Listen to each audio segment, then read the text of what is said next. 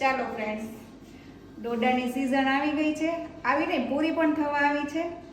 અને આ છેલ્લા નાના નાના ડોડા લઈ લીધા છે મેં, કૂણા કૂણા, અને એને બાફી લીધા છે. હવે આપણે એમની ઉપર મસાલા લગાવશું. સૌથી પહેલા તો લીંબુ,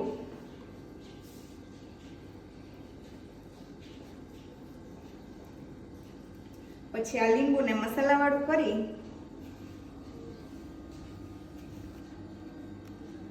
અને લગાવશું.